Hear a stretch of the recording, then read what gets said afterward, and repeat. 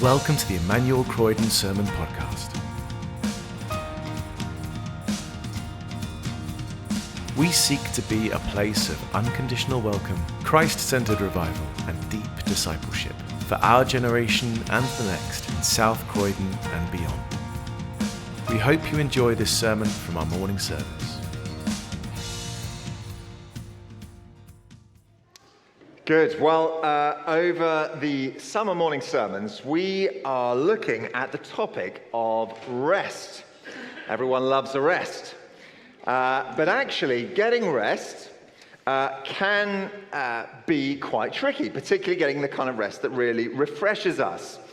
And so, for example, maybe you feel a bit tired, and you might think, okay, well, tomorrow I'll just not get up. I'll just stay in bed all day and do nothing. Will you feel rested at the end of that? No, probably not. You'll feel like really exhausted and tired of being in bed. In fact, it requires real wisdom to know how to rest well. Rest is often an active thing. So last week, John reminded us of the story of creation. God rested on the last day of creation, and part of his rest was his delight. He looked at what had been made, and he said, "Isn't this good?" It's one of the ways that we can rest, taking delight in the world that we see. And today we're thinking about worship as a way of rest. Worship as a way of rest. Now, some people think those two things are opposites. Okay? Maybe you're thinking, some people rest on a Sunday morning, but I had to get up this morning and go to church to worship. But actually, I want to show you this morning how worship itself is a wonderful and important and actually vital way of rest. And rest for the most innermost part of us. Rest for our souls. We're going to be thinking about that in two pieces.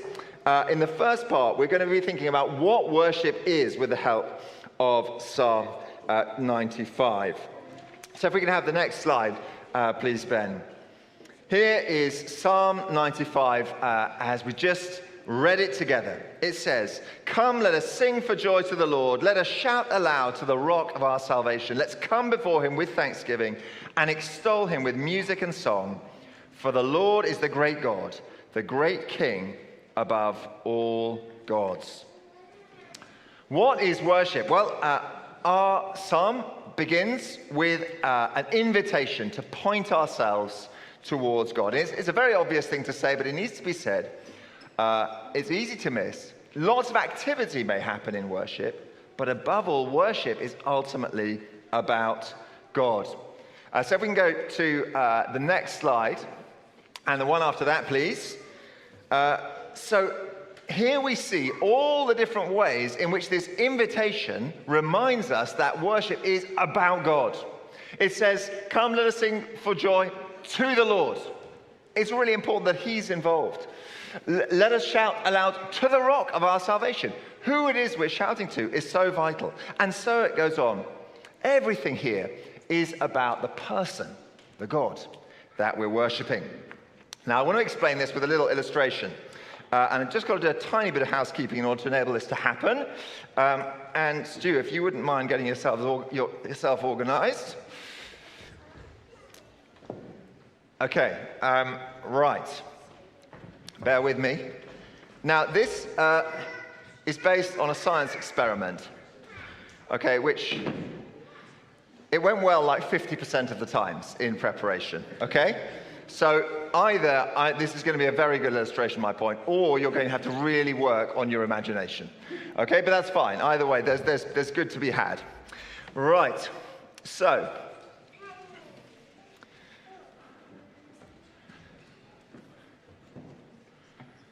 right, can we all see that?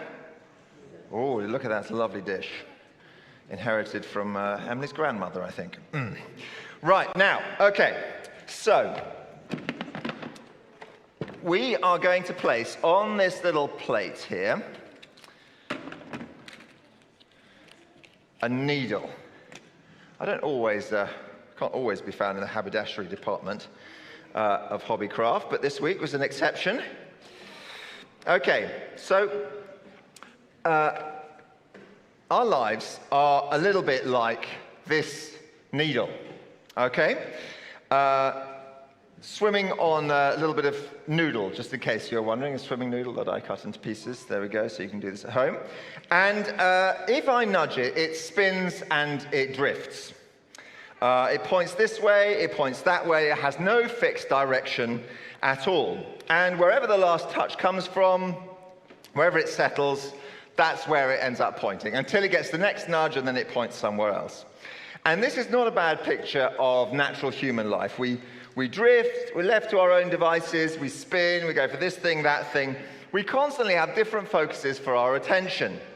So one moment we're thinking about an ambitious new program at work, then we're thinking about the World Cup, then maybe in comes some message on WhatsApp or a post on Instagram. And then we remember that slightly mean thing that someone said to us the other day, and that starts whirring around our heads. And then we think about chocolate or ice cream or sweets. And then we think about a new gadget that we really want to buy or some clothing we want to buy. That is what our lives are like. Does anyone identify with that? Yeah, okay. There's a little bit of traction here in the room. That's good. Now, here's a question. Where is your life pointing right now? Where is the attention in your mind and in your heart going? What is taking up the best of your thought capacity? Have a think about that. Where is your life pointing right now? Now, I don't know what's in your head, but my guess is probably there's nothing particularly wrong with that thing in itself. Maybe. But even if there isn't, the challenge, of course, is the restlessness of our hearts. You know, when you read people a story, I wonder whether anyone's got people like this in their household. There are people like this in our household. You start to read them a story and they stop concentrating. And then they say the story is boring. And the reason it's boring is because they weren't paying attention to the plot line.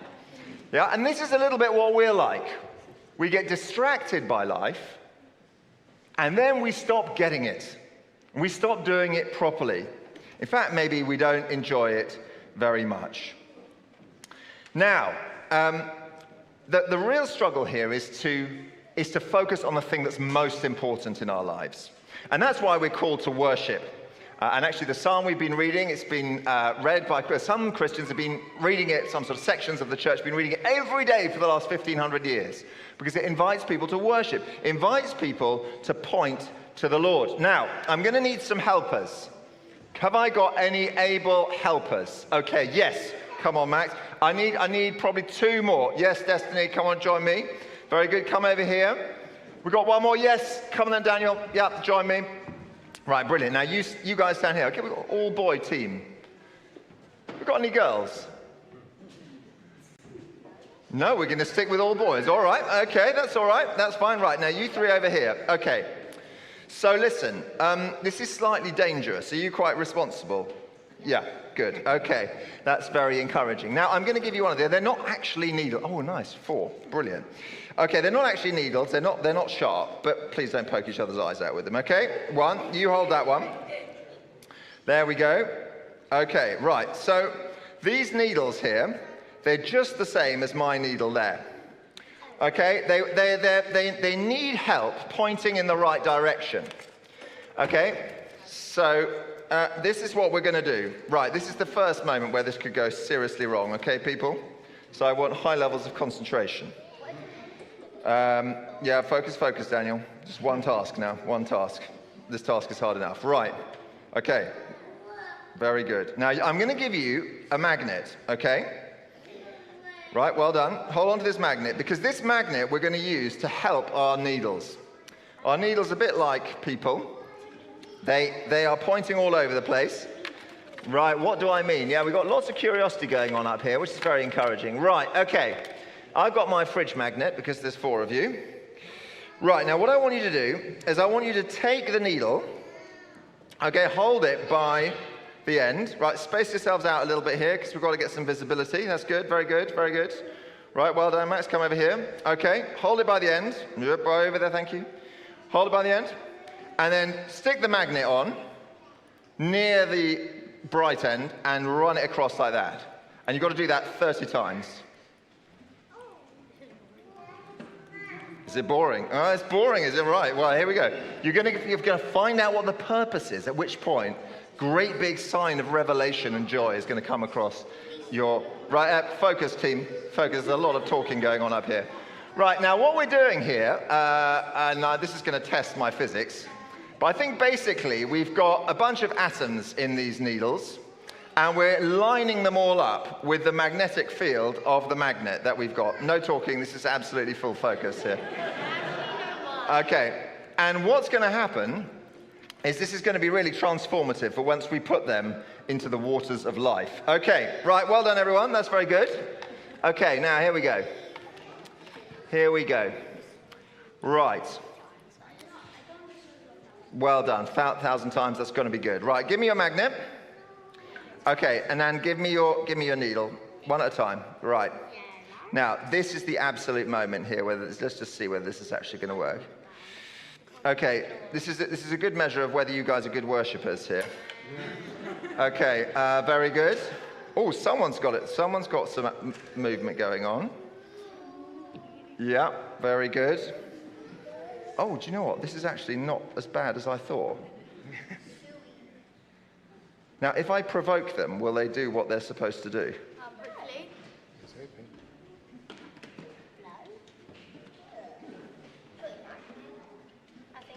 Are they only...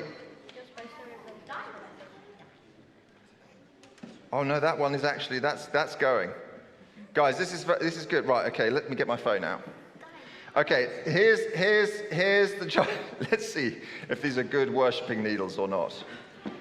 Okay, where's my compass?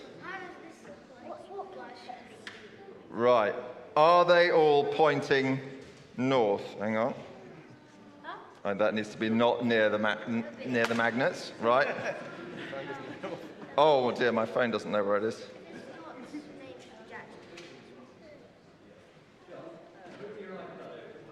Oh yeah, move your iPad out of the way because that is thinking it's also... But actually, I think we may be there. Yeah. Look at that. Should we give them a round of applause? Well done, well done, well done, well done, well done. Can you see? They are all lined up. Right, well done, guys. You can go and sit down. Don't run off with my lovely magnet. Thank you so much. That is a super job. Another round of applause for them all. Well done. Fantastic. Okay, so this is actually a great picture here. If we can go to the next slide.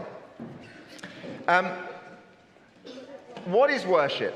Worship is ascribing ultimate value to something in a way that affects our whole selves, our mind, our body, our spirit. True worship, the kind of worship we all deep down were made for, is bringing our lives in line with God. And actually that's our main aim, what we do when we gather together as a church. We talk, we listen, we sing. But all of those things are really secondary. Mainly we're here to worship God, to point to Him, to make Him our true north.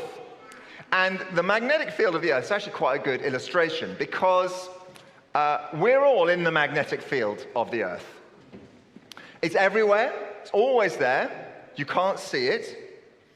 And there's lots in the world that really doesn't care about the Earth's magnetic field. For example, this piece of polystyrene doesn't know about it, and if you told it to point north, it wouldn't know where north was. But there are some things in the Earth's magnetic field that do know about it, like compasses and these needles, and they point north.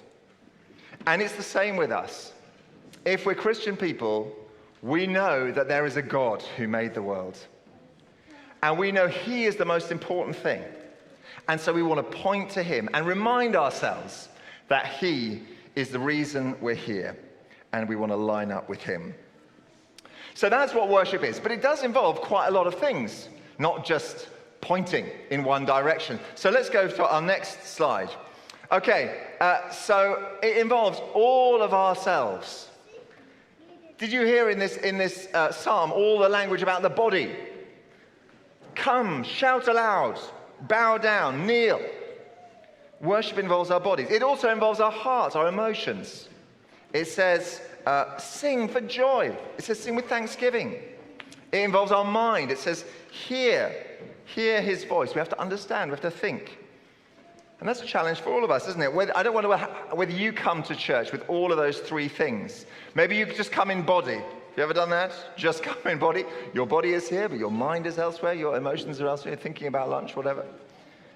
Or maybe we come in heart and body and we're just really engaged. We love it, full of emotion. Then we walk out completely unchanged. We haven't thought about what God is teaching us. And it doesn't stay with us because our mind is not engaged. Or maybe we're here only in mind. And we're very busy understanding everything. But actually our hearts are unmoved. And that's a shame too.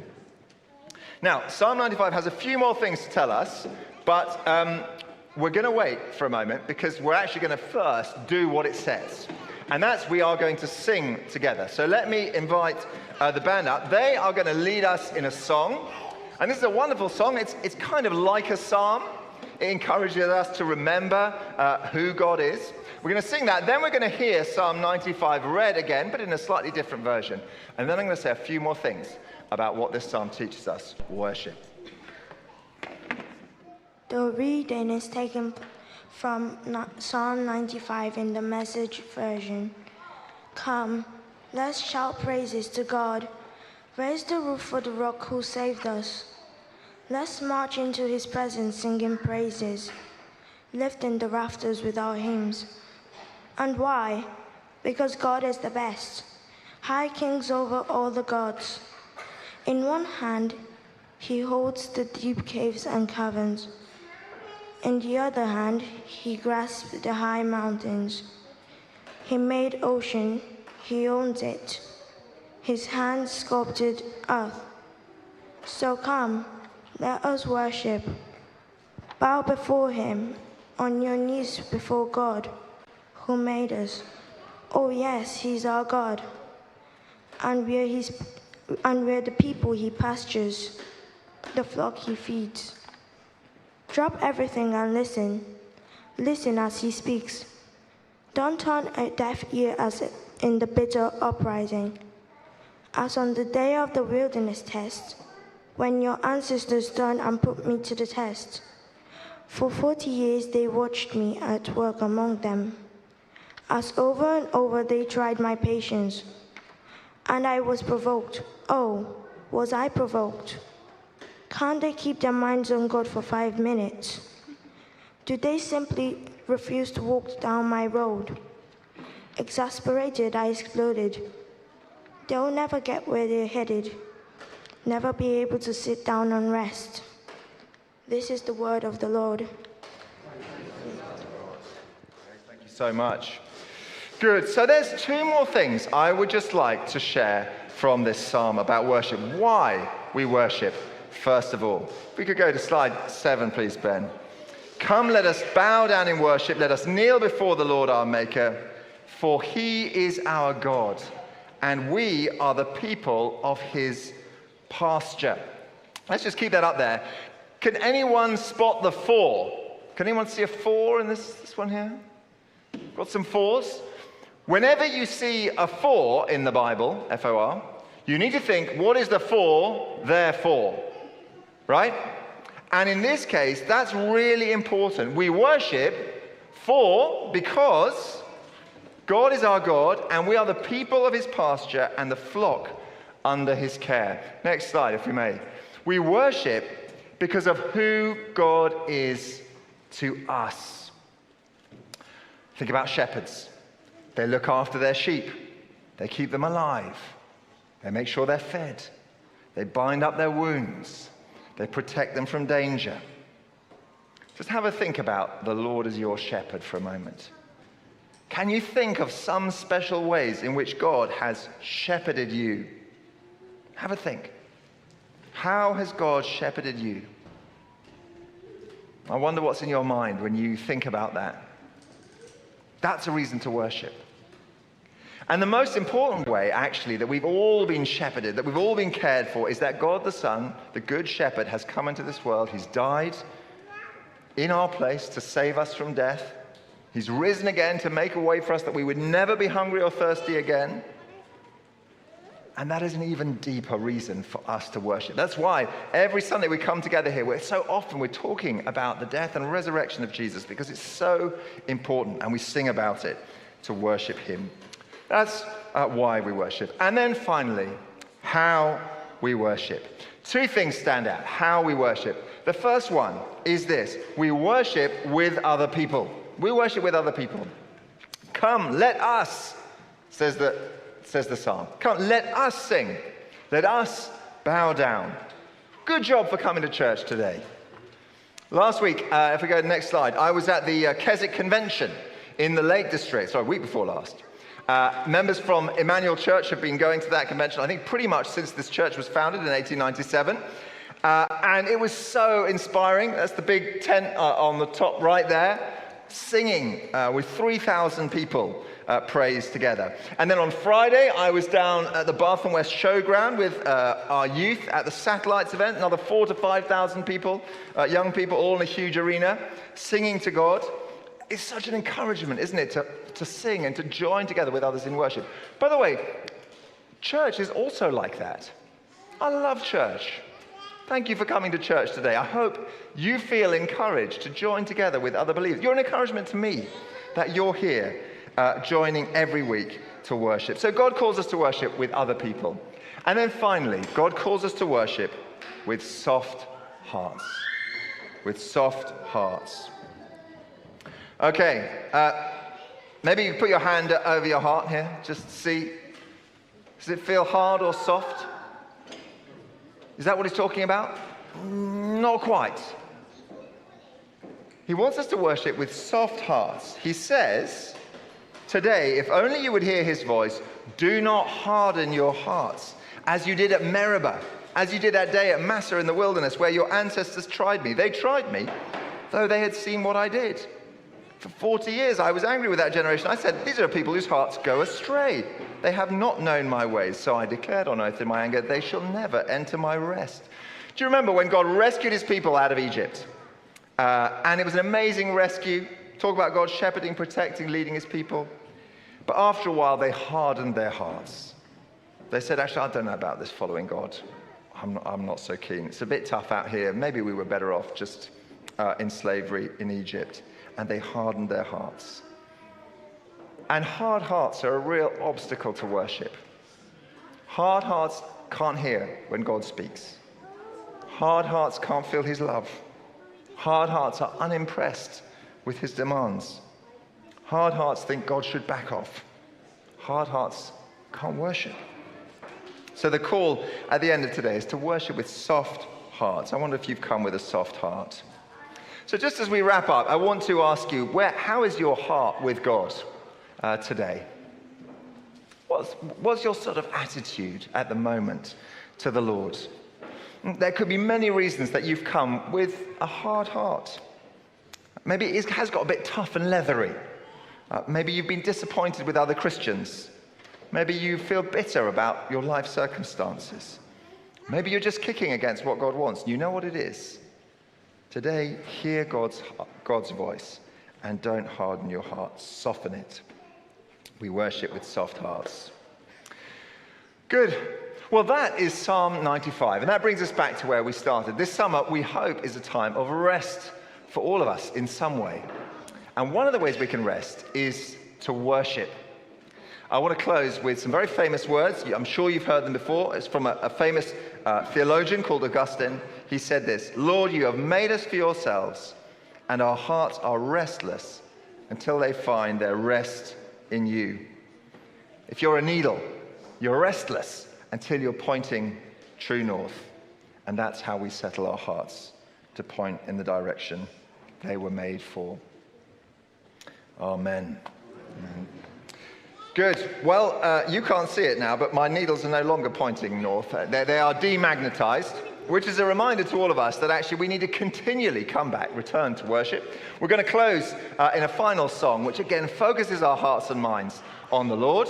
And I pray that throughout this week, day by day, maybe you're going to open the scriptures, maybe you're going to set aside a bit of time, maybe you're going to go for a lovely walk and just pause for a moment and turn your wonder into worship. Whatever it is, you're going to find ways to worship him today. Let's stand to sing. Thanks for listening to the Emmanuel Croydon Sermon Podcast. For more information about our church and everything we have going on, visit our website, emmanuelcroydon.org.uk. Go in peace to love and serve the Lord.